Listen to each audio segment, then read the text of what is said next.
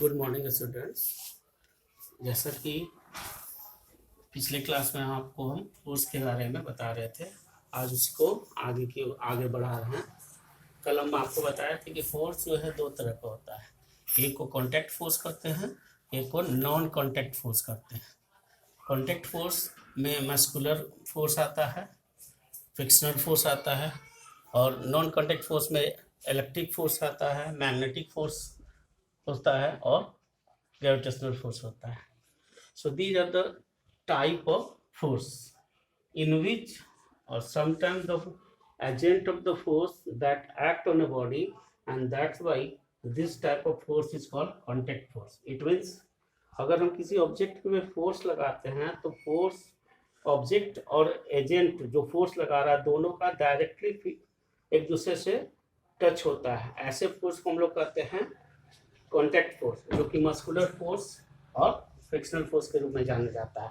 लेकिन जैसे कि हम लोग देखे हैं जो मैग्नेटिक फोर्स होता है, ग्रेविटेशनल फोर्स होता है, उसमें फोर्स लगाने वाले एजेंट और ऑब्जेक्ट जिस पर कि फोर्स लग रहा है दोनों के बीच में डायरेक्टली कनेक्ट नहीं होता, बट फोर्स उस पर एग्जर्ट करता है, और ऐसे फोर्स को हम लोग कहते हैं नॉन कॉन्टैक्ट फोर्स, जैसे कि इलेक्ट्रिक फोर्स, मैग्नेटिक फोर्स और ग्रेविटेशनल फोर्स।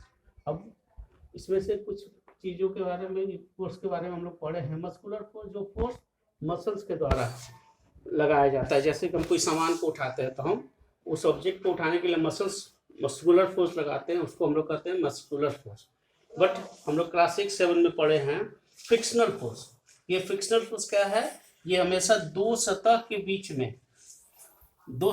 बीच में एक्टिवेट होता है, और ये जब कभी भी लगता है तो ये बॉडी के मूवमेंट के अपोजिट डायरेक्शन में लगता है। इसका मतलब क्या है कि ये बॉडी के मूवमेंट को स्लो डाउन कर देता है। ऐसे फोर्स को हम लोग कहते हैं फ्रिक्शनल फोर्स। फ्रिक्शनल फोर्स में मोशन जिस ओर है उस ओर डायरेक्शन ऑफ द फोर्स उसके जस्ट अपोजिट लगता है। ऐसे फोर्स को हम लोग फ्रिक्शनल फोर्स कहते हैं। उसी तरह से इलेक्ट्रिक फोर्स इलेक्ट्रिक करंट से, इलेक्ट्रिक फील्ड्स के कारण से, मैग्नेटिक फोर्स मैग्नेटिक फील्ड्स के कारण से लगता है। बट ग्रेविटेशनल फोर्स एक फोर्स है जो हम सबको पता है कि whenever we throw any object into the upward direction, we saw that after gaining a ultimate heights, the body coming toward the earth, it means some force must be act on that body, and that compels the body to falling towards earth, and this force is exerted by earth on a body, and that's why the body is coming toward the earth, and that force is called gravitational force. Now these are the type of the force. In addition to that, we also classified a pair of force into two groups, that is called balanced forces and unbalanced force. Here is not a one force, here is the pair of force, and that has another name, that is called balanced force and unbalanced force. Suppose that two force F1 and F2 both have equal magnitude, means दोनों का value same है, and when they apply to each other in a opposite direction, then what happens?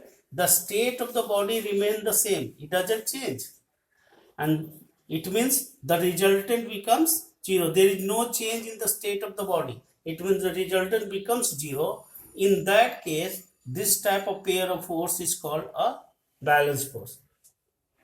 We all play in a field or sometime in a childhood. The play is known as tug of war, जिसमें रस्सा खींचा खींची करते हैं, दो group बना लिए दो का और खींच रहे हैं। तो कभी कभी पोजीशन क्या देखते हैं हम कि एक ऐसी स्थिति आती है जबकि दोनों साइड से जो फोर्स लगा रहे हैं लोग, वो उनका फोर्स का मैग्नीट्यूड सेम होने के कारण से वो ना तो कोई एक ग्रुप दूसरे को अपनी ओर खींच नहीं पाता। ये क्यों होता है? Because of the balance pair of force के कारण से। इसमें क्या होता है कि अब दो फोर्स इक्वल फोर्स होता है, अपोजिट डायरेक्शन में लगता है, जिसके कारण से रिजल्टेंट नहीं प्रोड्यूस होता है।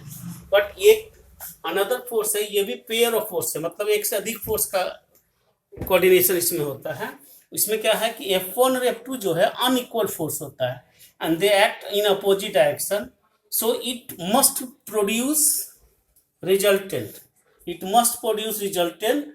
It has some value, and also it changes the shape and size of the body. So this is the second type of the forces, but these forces are pair of forces.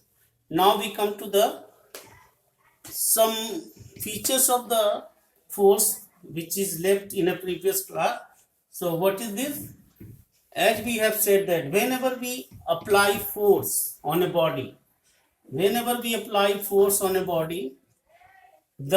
direction the force must be indicated or must be directed. So you see that we apply force on a body, so force has some magnitude, some numeric value, and it has also act in a specified direction, and that's why the force has also magnitude as well as the direction, and this type of physical property is called vector quantity.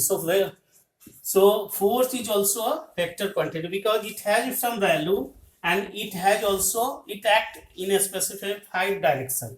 As you know that the SI unit of the force is Newton. We know that. It means whenever we put the value of force, we add to that tools that unit, and when we say the 10 Newton, it means it is a force. When we say 10, it means it has only a numeric value. But when we add the unit, that Newton, and Newton is a unit of the SI unit of the force, so it is a force. So this is all about the today's direction of the force, and today's about the force. Now tomorrow we will discuss about the pressure and their salient features. Thank you.